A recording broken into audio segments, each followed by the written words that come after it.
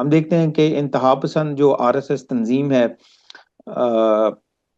इसने इस हिंदुत्व डॉक्ट्राइन को किस तरीके से अडॉप्ट किया।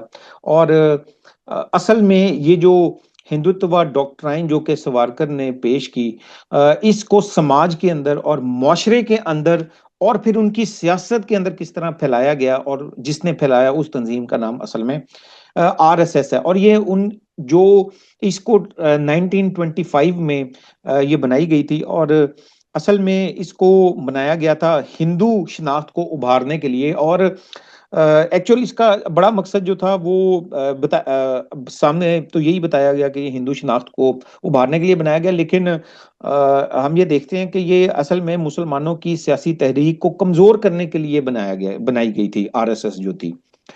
लेकिन इस आरएसएस ने अपनी जो जिसको आप कह सकते हैं कि इसकी जो नजरियाती असास बनी, वो यही डॉक्ट्राइन बनी, हिंदुत्व डॉक्ट्राइन।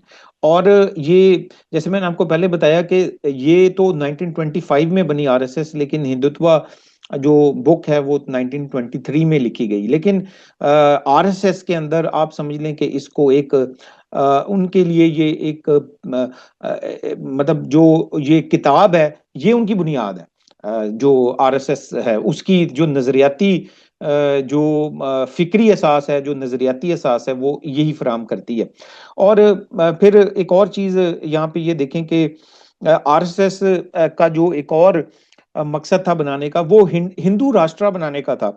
और हिंदू राष्ट्र से मुराद ये है कि, और आज भी उनका यही है, हिंदू राष्ट्र से मुराद ये है कि जो हिंदुस्तान है वो सिर्फ वहां पर जो हिंदू हैं वो फर्स्ट क्लास सिटीजन हैं, और फिर जो दीगर कौमें हैं या दीगर जो मजाहिब हैं, वो जो है वो सेकंड क्लास दर्जे के शहरी हैं। जो हिंदू आइडेंटिटी और फिर हिंदू कल्चर, हिंदू सकाफत जो है वो उसको प्रमोट करने के लिए, गालिब करने के लिए, और दूसरे कौमों और मजाहिब पे गालिब करने के लिए जो है जो है वो बनाया गया इस आरएसएस को। लेकिन अब ये देखें कि आरएसएस जो है, जो कि आज तक कायम है, यानी 1925 में इसको बनाया गया और जो कि अब तक कायम है।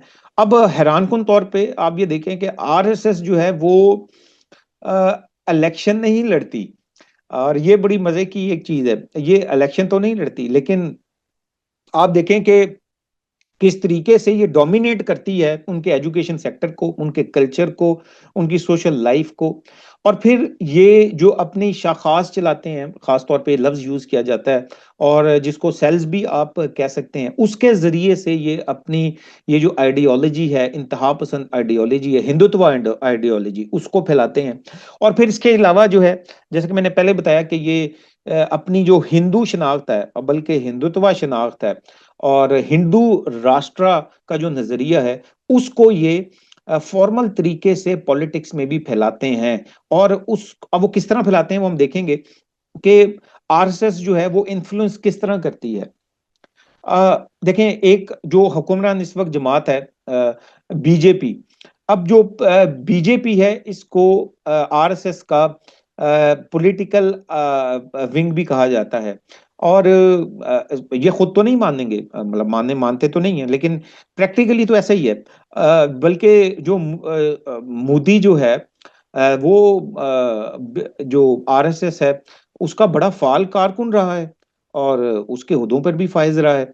और फिर 90s के अंदर गालिबन इसने ये छोड़ के जो है वो बीजेपी में आ गया। तो बात तो एक ही है, यानी वो वहां बात वो हो आरएसएस की हो या बीजेपी की हो, तो बात तो एक ही है। ये उनका आम विंग है, और सॉरी पॉलिटिकल विंग है, वो उनका इंतहा पसंद एक किस्म का आम विंग है।